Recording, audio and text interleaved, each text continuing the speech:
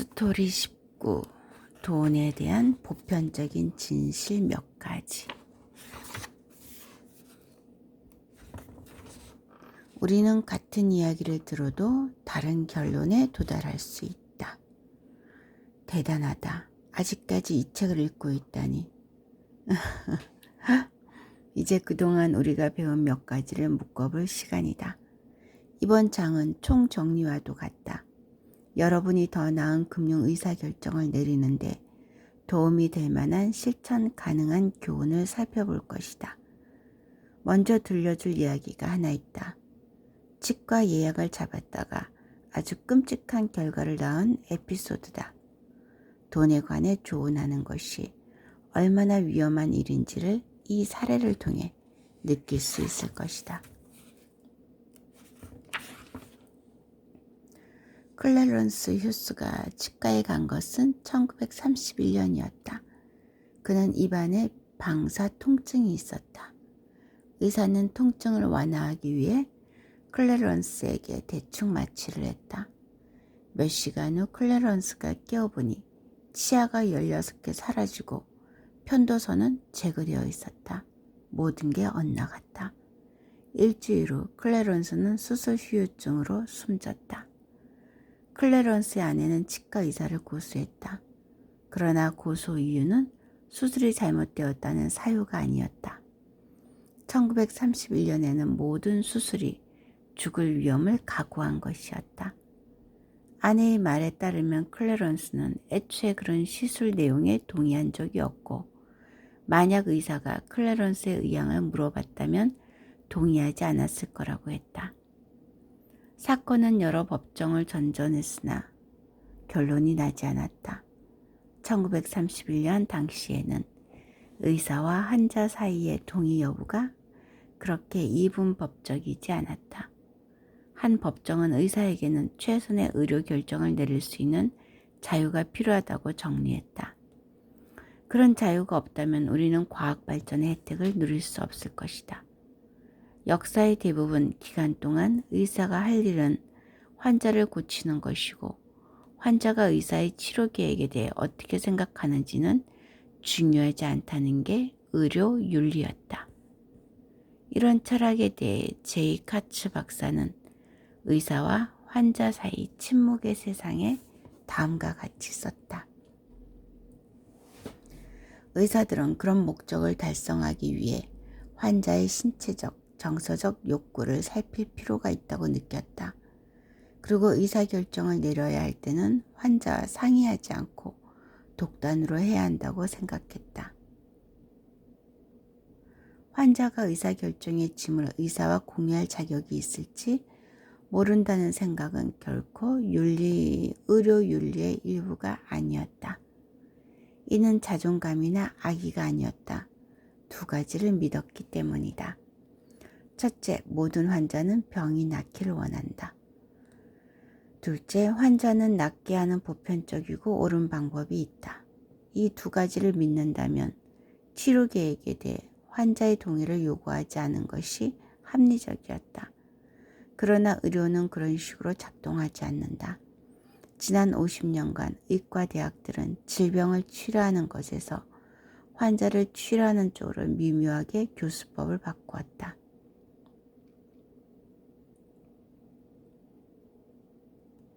즉 치료 계획에 여러 옵션을 펼쳐놓고 환자가 최선의 길을 결정할 수 있게 해주었다.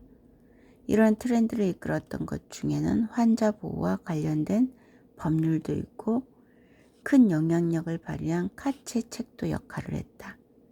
카츠는 책을 통해 의료적 가치에 대해 환자는 의사와 아주 다른 관점을 가질 수 있다고 주장하면서 치료 방법을 선택하는데 환자의 믿음이 고려되어야 한다고 주장했다. 그는 다음과 같이 썼다. 의사가 자신의 의학 기술과 과학적 지식을 펼칠 때 순전히 그의 선한 의도 그리고 무엇이 옳은 일인지 판단할 수 있는 그의 능력에만 의존해야 한다고 주장하는 것은 위험한 난센스다. 그렇게 간단한 문제가 아니다. 의료는 복합적인 직업이며 의사와 환자의 상호작용 역시 복합적이다. 이 마지막 줄이 중요하다. 의료는 복합적인 직업이며 의사와 환자의 상호작용 역시 복합적이다. 이와 비슷한 직업이 또 있다.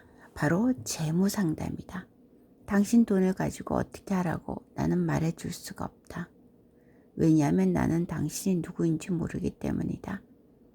나는 당신이 뭘 원하는지 모른다. 언제 그것을 원하는지 모른다. 왜 원하는지 모른다. 따라서 나는 당신 돈을 가지고 어떻게 하라고 말하지 않을 것이다.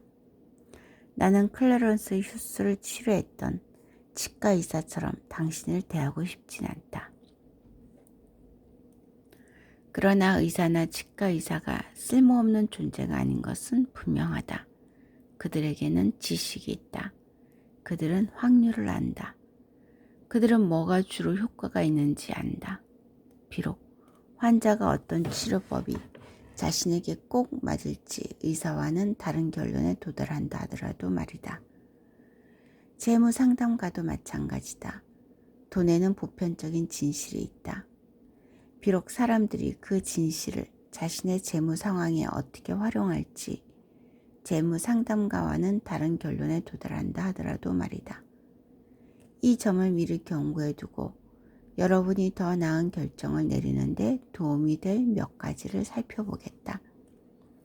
일이 잘 풀릴 때는 겸손을 찾기 위해 노력을 기울이고 일이 잘못될 때는 용서와 연민을 찾기 위해 최선을 다하라. 멋진 말이네. 겉으로 보이는 것만큼 좋은 경우도 나쁜 경우도 결코 없다. 세상은 크고 복잡하다. 행운과 리스크는 모두 실제하며 식별하기 어렵다. 예측할 수도 없다. 그러니 나를 판단할 때도 남을 판단할 때도 겸손을 찾고 용서와 연민을 생각하라. 행운과 리스크의 힘을 존중한다면 실제로 내가 통제할 수 있는 사항에 초점을 맞출 확률이 높아질 것이다. 또한 올바른 롤모델을 찾을 확률도 커질 것이다. 자존심은 줄이고 부는 늘려라. 저축이란 당신의 자존심과 소득 사이에 생긴 틈이고 부는 눈에 잘 보이지 않는다. 따라서 미래에 더 많은 것 혹은 더 많은 옵션을 갖기 위해 오늘 내가 살 수 있는 것을 사지 않을 때 부가 만들어진다. 당신이 아무리 많은 돈을 번다고 해도 지금 당장 그 돈으로 누릴 수 있는 즐거움을 덮어두지 않으면 부는 절대로 쌓이지 않을 것이다. 밤잠을 설치지 않을 방법을 택하라. 돈을 관리함에 있어서는 밤잠을 설치지 않고 안심할 수 있는 방법을 찾아야 한다. 이는 최고 수익률을 누려야 한다거나 소득의 몇 %를 저축하라고 하는 것과는 완전히 다른 이야기다. 어떤 사람은 최고 수익률을 올리지 못하면 잘 자지 못한다. 또 어떤 사람은 보수적으로 투자해야만 제대로 휴식을 취할 수 있다. 누구나 자신만의 기준이 있다. 그러나 이게 내가 밤에 잘 자는데 도움이 될까? 라는 기준은 모든 금융 의사결정에서 누구에게나 최고의 이정표다. 시간을 보는 눈을 넓혀라. 더 나은 투자자가 되고 싶을 때 당신이 할 수 있는 가장 강력한 조치는 시간 보는 눈을 넓히는 것이다. 투자에서 가장 강력한 힘을 가진 것은 시간이다. 시간은 작은 것을 크게 키우고 큰 실수를 약화시킨다. 시간이 행운과 리스크를 돌려놓을 수는 없지만 기다린 사람에게 그 가까운 곳까지 결과를 밀어줄 수는 있다. 포트폴리오 일부가 아닌 전체를 보라. 많은 것이 잘못되더라도 개의치 마라. 절반을 틀려도 여전히 큰 돈을 벌 수 있다.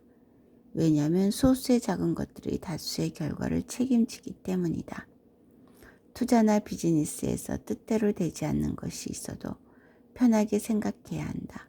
세상은 원래 그런 것이다. 내가 잘하고 있는지 판단할 때는 개별 투자를 보지 말고 전체 포트폴리오를 살펴야 한다. 투자의 많은 부분이 형편없더라도 몇 개만 뛰어나면 괜찮다. 보통은 이것이 최고의 시나리오다. 개별 투자에 초점을 맞춰 내가 잘하고 있는지를 판단하면 잘한 것은 실제보다 더 멋있게 보이고 실패한 것은 실제보다 더 후회스러워 보인다.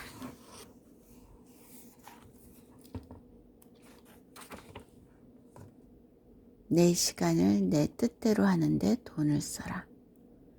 내 시간을 내 뜻대로 할 수 없는 것은 행복을 가로막는 보편적이고 강력한 장애물이다. 지금까지 언급한 말 중 가장 강력한 한마디를 다시 반복하겠다. 당신이 원할 때 원하는 것을 원하는 사람과 함께 원하는 만큼 오랫동안 할 수 있는 능력은 돈이 당신에게 줄 수 있는 가장 큰 배당금이다. 남에게 더 친절하고 자신에게 덜 요란해져라. 당신이 가진 물건에 열광하는 것은 당신 자신뿐이다. 당신이 고급 스포츠카를 타고 다닐 때 사람들은 차를 보지 당신을 보는 것이 아니기 때문이다. 스스로 질문해보자. 나는 진정으로 무엇을 원하는가? 멋진 차와 좋은 시계인가? 아니면 사람들의 존경과 칭찬인가?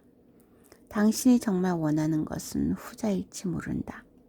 그런 것들을 얻을 확률이 더 높아지는 것은 자동차 배기량과 번쩍이는 시계를 통해서가 아니라 친절과 겸손을 통해서다. 저축하라. 그냥 저축하라. 저축을 하는 데는 특별한 이유가 필요하지 않다. 자동차 계약금, 비상시, 의료비를 위해 저축하는 것도 훌륭하다. 그러나 예측이 불가능하거나 정의할 수 없는 목적을 위해 저축하는 것도 최고의 이유가 된다. 누구에게나 삶을 놀랄 일들의 연속이다.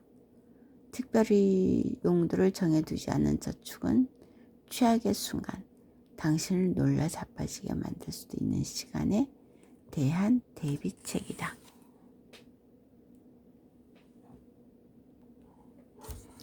성공을 위한 비용은 기꺼이 지불하라. 가치 있는 것 중에서 공짜로 얻어지는 것은 없다. 성공적인 투자에도 비용이 드는 법.